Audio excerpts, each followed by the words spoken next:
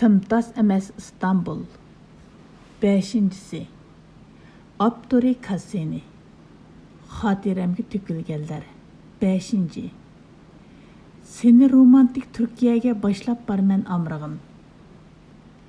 Hammamiz kuch bilan qarshilashgan vaqtimizda ma'nolarimizni yo'qotib qo'ydigan bir davrda turyapmiz.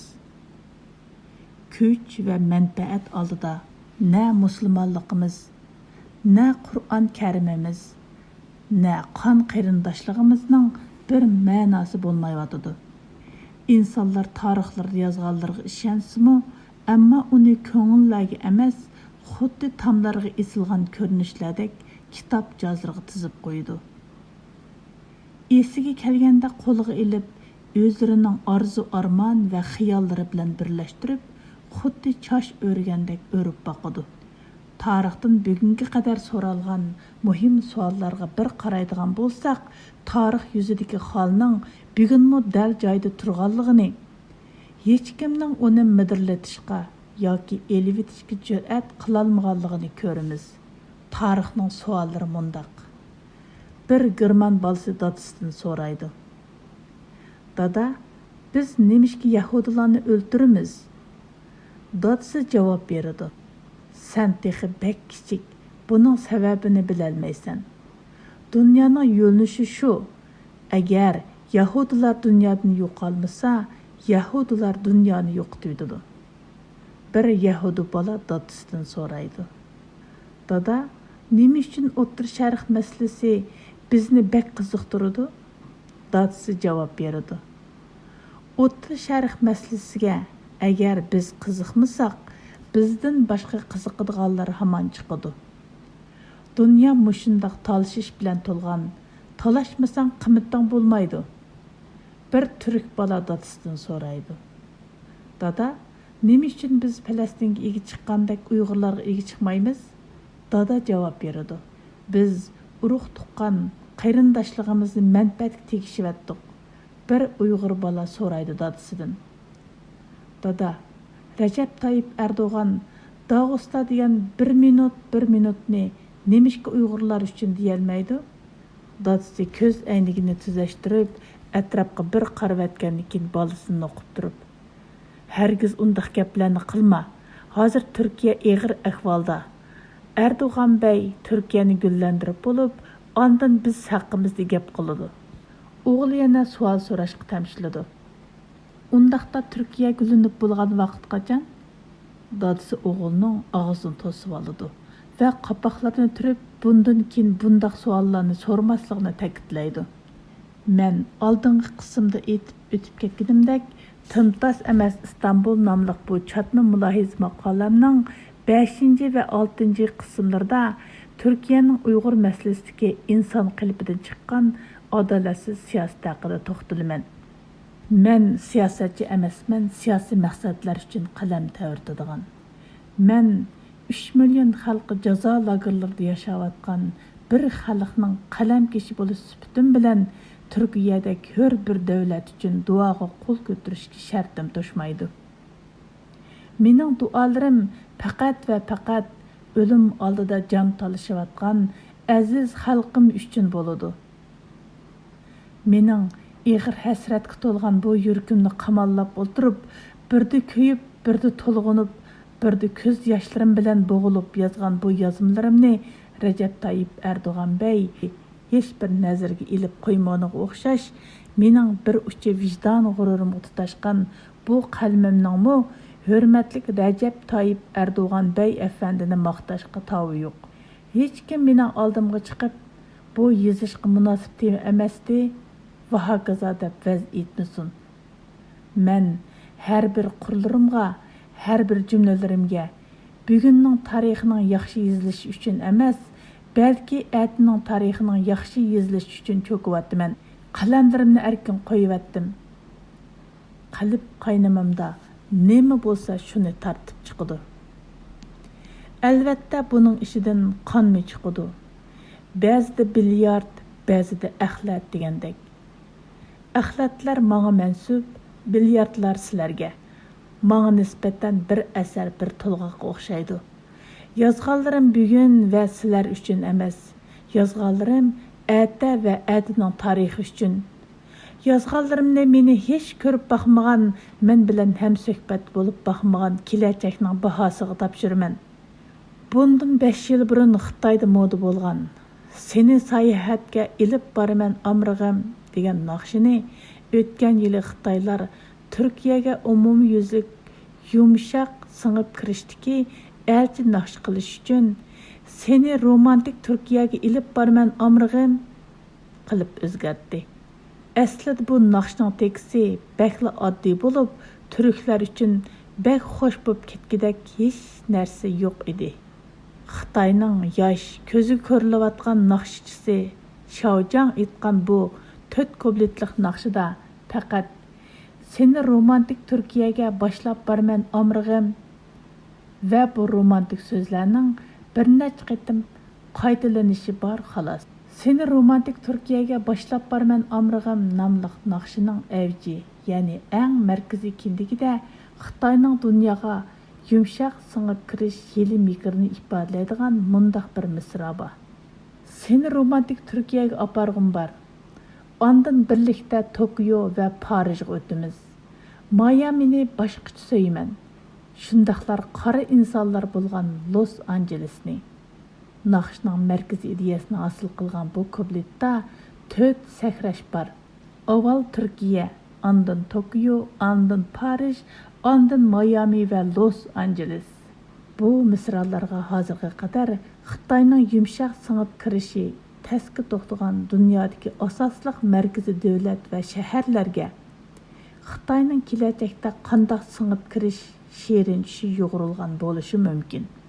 Turkiya 2008-yildan e'tiboran bo'lsa kerak, Mongoliyaning Urxun vodiysiga tava joylardagi Urxun yodgorliklarini, ya'ni qadimgi Ko'kturk xonadonligiga oid mangu toshlar tiklangan bu rayonga qarta qo'g'dash, remont qilish, shundaqla mangu tosh adabiy yodgorliklarini sayohatchilarga kengri ichish maqsadida 6 million dollar sarf qilib, 46 kilometrlik doirada bir Urxun yo'li barpo qildi.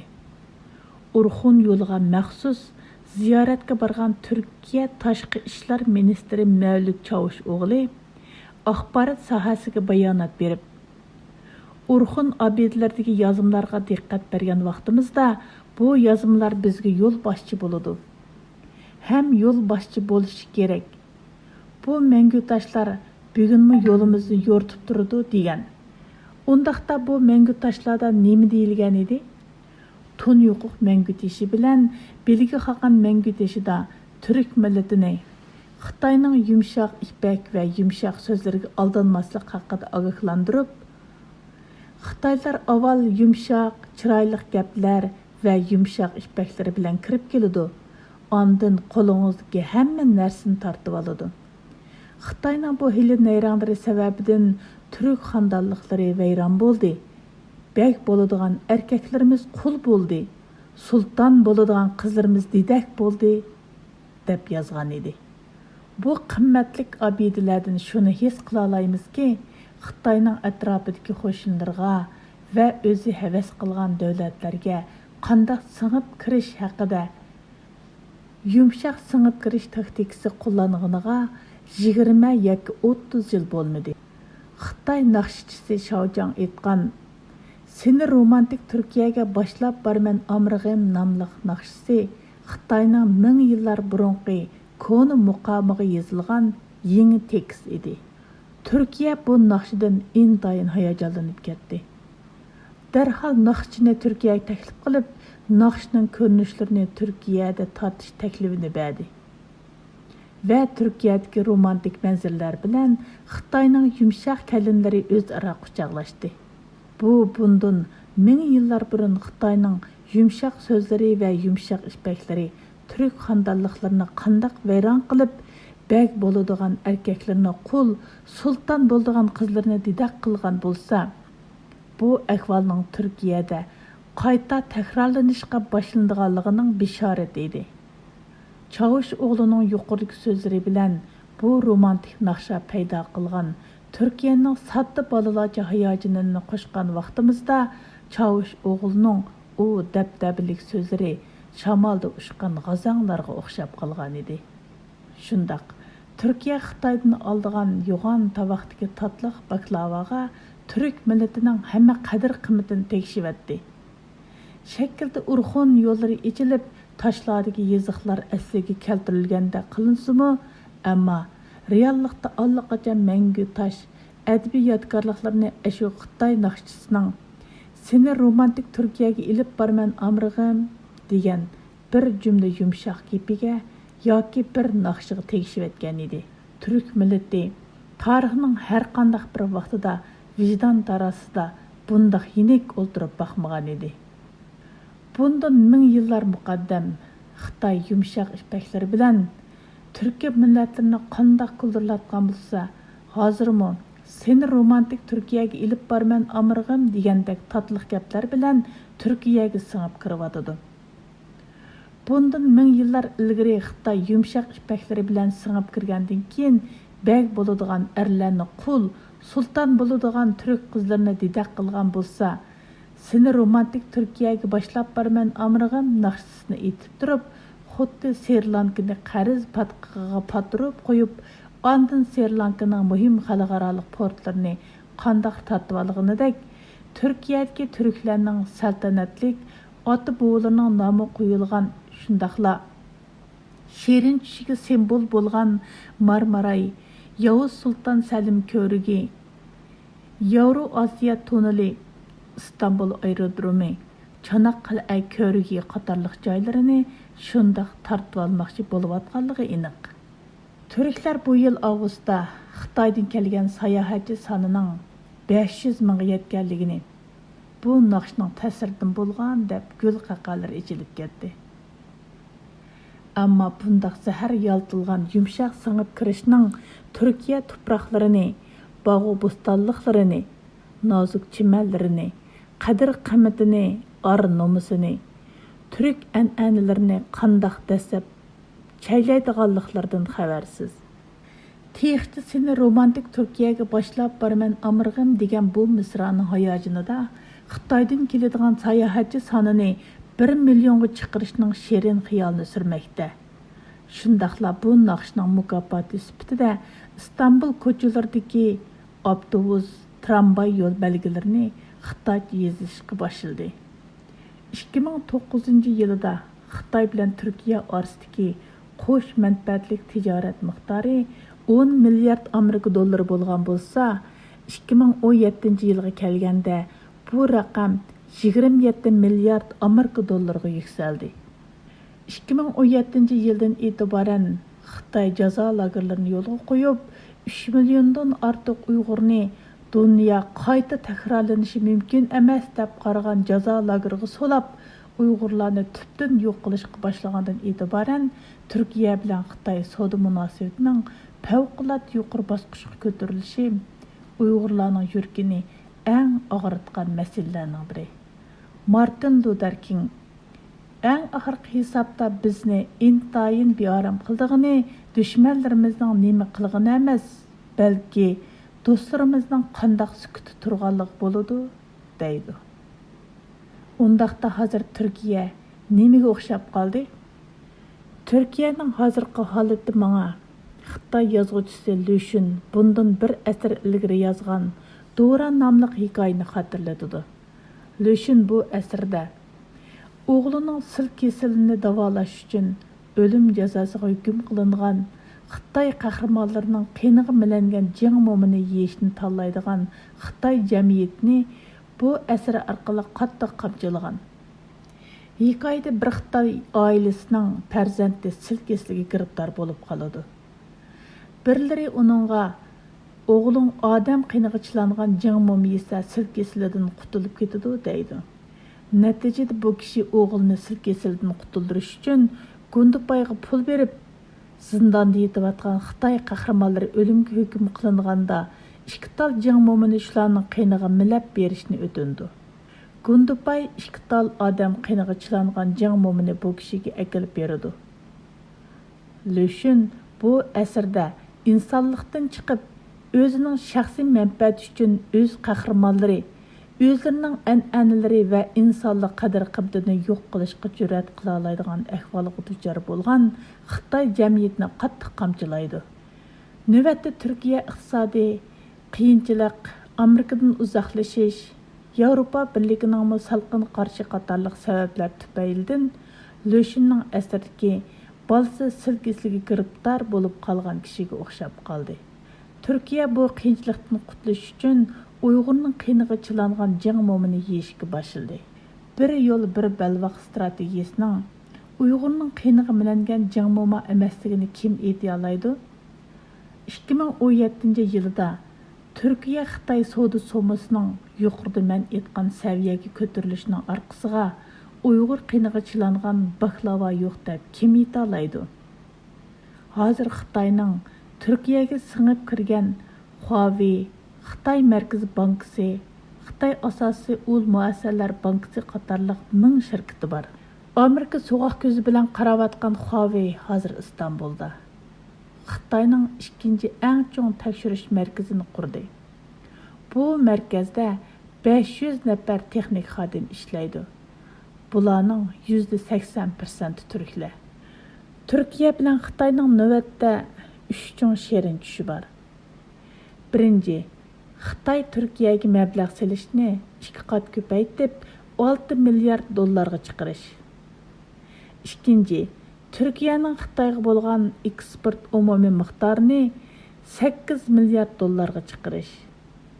Uchinchi, Turkiyaga keladigan Xitoy sayohatchilar sonini 1 millionga yetkazish.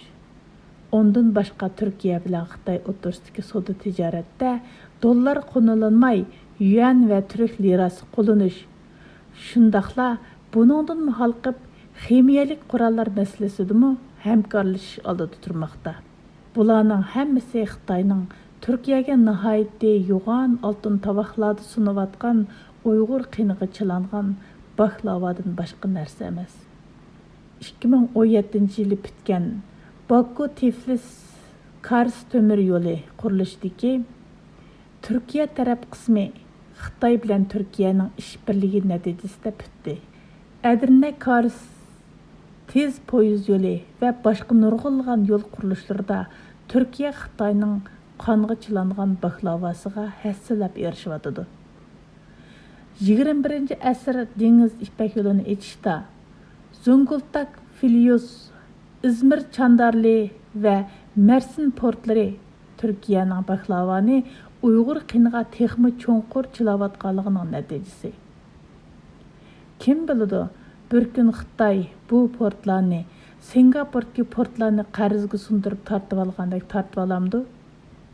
Yaqinda Birlashgan Davlatlar Tashkilotining umumiy yig'iniga qatnashish uchun Amerikaga borgan Turkiya prezidenti Recep Tayyip Erdo'g'anni kutilish marosimida bir Uyg'ur yigiti so'rgan Uyg'urlar duch kelgan masalalarda Turkiyaning tutgan pozitsiyasi haqidagi savolga javob bergan Recep Tayyip Erdo'g'an, siz har holda Turkiyaning minglarcha Uyg'urni beqiyotganligini bilmaydigan o'xshaysiz, deb javob berdi. Amaliyotda kim beqiyotdi? Bu Qur'onni yozayotgan vaqtimda ko'z oldimga sil kesilidan qutulish uchun o'z qarindishining qiyniga chilangan jingmomi yeyish yo'lini tanlagan bundan 100 yillar burunqi Hualaoshan degan Xitoy oilasi bilan hozirgi qonga chilangan baklavani mazza qilib yeyotgan Erdo'g'anning kartinasi keladi. Hozirgi islom dunyosining xalifasi deyilayotgan Erdo'g'anning Hualaoshan bilan nima farqi?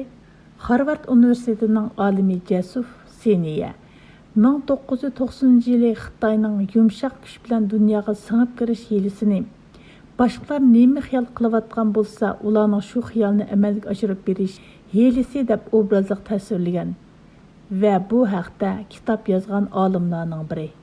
U yana Xitoyning dunyoga yumshoq singib kirish uchun 10 milliard dollar mablag' sarf qilganligini ta'kidlaydi. George Washington universitetidagi David Shambuxmu Xitoyning yumshoq singib kirish hiylesiga diqqat bergan yana bir olim bo'lib, u o'zi yozgan Xitoyning yer shari xarakterlik musobaqalashishi nomli kitobida Xitoyning dunyodagi ta'sir doirasini yuqori ko'tarish, shundaqla har qaysi kambag'al davlatlarga singib kirish uchun yumshoq kuchga milliardlarcha mablag' solganligini o'tirib qo'ydi.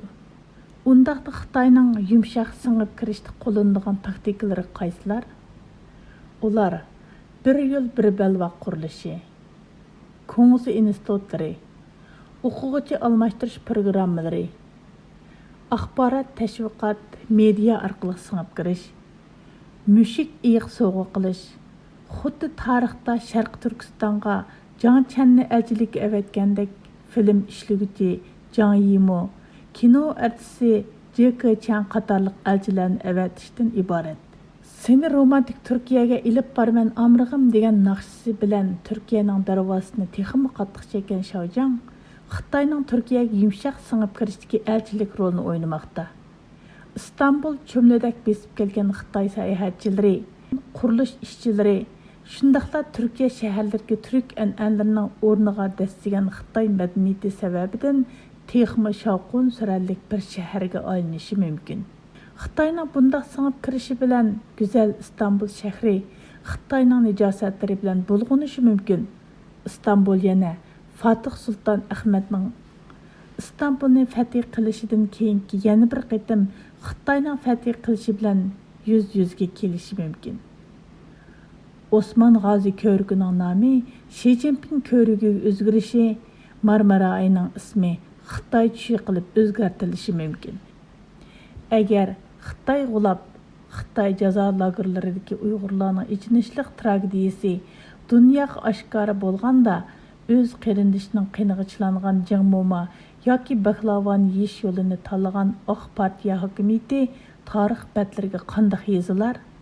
Turkiya kitoblarida saqlanayotgan tarix kitoblariga nurg'unlagan har millat tarixchilarining qon tari singan.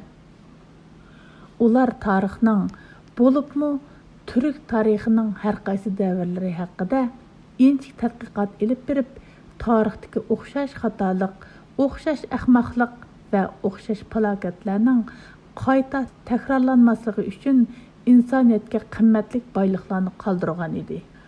Urxun yo'llari yoki Urxun vodisidagi mangu toshlarmi shundoq. Seni romantik Turkiyaga ilib borman amrig'im degan bu ipakdek yumshoq misra uchun ahli ho'shni yo'qotgan Turkiya mohiyatda 1000 yillik tarixni o'z qo'li bilan yiqib ko'ydiribdi. Siyosatni va iqtisodni liberallashtirgani bilan demokratiya va yoki erkin bozor iqtisodiy egiligi bo'lmagan Xitoy 21-asrgi dunyoning devisi bo'lish uchun tirishmoqda. Ammo bu iqtisodiy devining ideologiya doirasi bakmi kengri emas. Hech kim, hatto Xitoylar o'zlari nimaga ishonadiganliklarini bilmaydi. Qarmoqqa hozirgacha kommunist bo'lgan Xitoy amaliyotda hech kommunist emas. Ba'zi Xitoy liderlari Ko'ngzi ta'limotiga qaytishni tashabbus qilgan bo'lsa-mu, ammo buning hech qanday ahamiyati yo'q. Undaqda dunyo nazarida yiltizchi xristianlik, nasabchi yahudilik, radikalchi islom, uyg'ur hindunizm, xudosiz kommunizm deb qaraladigan bu dinlarga vakillik qiladigan davlatlarning liderlari nima uchun butun tarixlarni, diniy e'tiqodlarni bir chetga qayrib qo'yib, bir yumaloq ustalga kelalaydi? Buning asosiy sababi manfaat. Erdo'g'anning o'zining islomchi liderligini, urug' tuqqanchilikni, qon qarindoshlikni, hatto Qur'ondagi adolat prinsiplarini, zolim oldida qanday haq so'zlash kerakligi haqidagi Qur'on farzlarini bir chetga qayrib qo'yib, Shi Jinping bilan qo'l siqishishi, o'z qarindishi hisoblangan Uyg'ur xalqining qiniga chilangan baklavoni yeyish yo'lini tanlashi albatta manfaat oldida Osmonli barpo qilgan barliq insonlik, musulmonlik va turklik qimmat qarashlarini oyoq osti qilishi bo'lib hisoblanadi. Tarixning masal hal qilish yo'li yo'q, ammo savoq berish roli bor. Shaojang degan bu Xitoyning shekar yaltilgan yumshoq so'zlarining aks sadosidan Tanrıning qamchisi deb nom olgan Atilla'ning belgi xaqan va tunyuquqlarning ruhi qanchalik qo'rinayotganda davomi bor.